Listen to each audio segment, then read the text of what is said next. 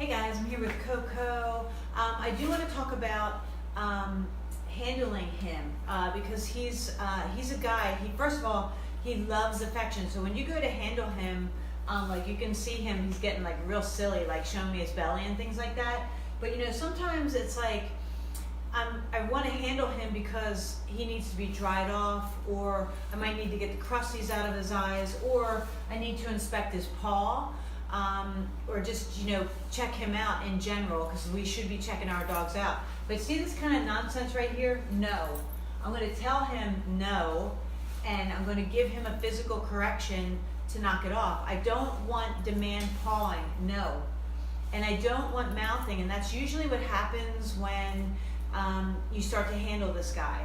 So right now I need to be able to get the crusties out of his eyes. And so I'm just gonna you want to handle him matter of fact, like you're gonna just go in and take the muzzle, okay, C-clamp the muzzle.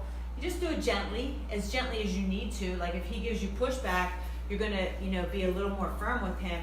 But then I'm going to, I always tell him paw. I say paw when I grab the paw, and you need to be able to press down on each paw pad.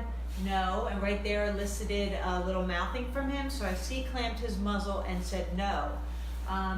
And I'm going to do this with every paw pad, just to press down the pad and expose the nail, because later today or this week, when I feel like he's ready, I'm going to start introducing nail clippers and brushing and things like that.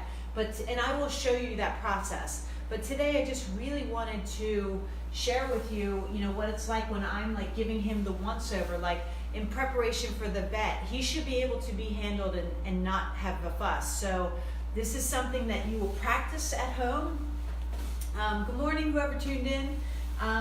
You're going to practice this at home because this is a leadership exercise, okay? And it's also a relationship thing. Like he's going to give you way more pushback than he gives me, because I am no nonsense, and that's how I want you to be. So, you know, Denise, when you're working with him, think of it this way. Think of it as tough love and much, much less nurturing. You're going to be matter of fact, calm, assertive when you go in, and you're going to handle him, and you'll have him on leash, right? So I know when he comes inside and he's like trying to dodge you, and you can't dry him off, and you can't get those things off his coat when he's out on a hike, you're going to have his leash on him, and you're going to put him into a sit or a down, whatever works more for you. And then basically you just take the leash, and you're just going to put your foot on it while you work on him, and you're going to dry it. So pretend I have a towel.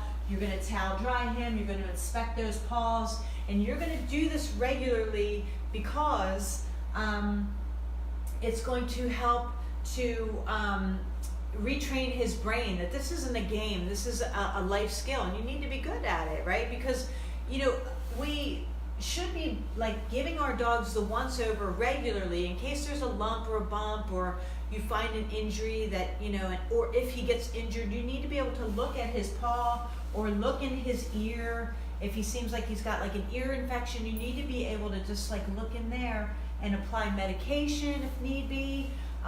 You know, same thing by opening the mouth. My, what white teeth you have. Open, paw. And I'll say things to him. I'll name it paw. When I grab the paw, I'll just say paw. When I put a towel on him, I just say towel. Just kind of to name it, to let him know, hey, this is okay. Like, this is normal. I'm going to towel dry you. You're soaking wet, right?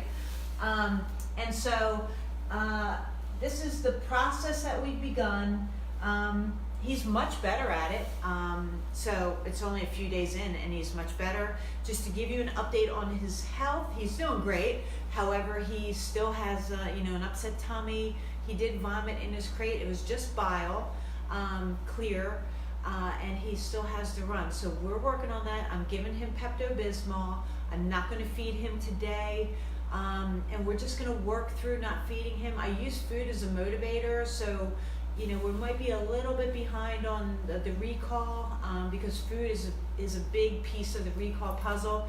But I'm just, you know, using e-collar with him. He is on e-collar. and doing really, really well. So just wanted to give you an update and show you how to handle some things, and I will be back later with more of an update, but let me show you your boy. He's super handsome. He's doing really well. I'm proud of him. All right, guys, have a good one.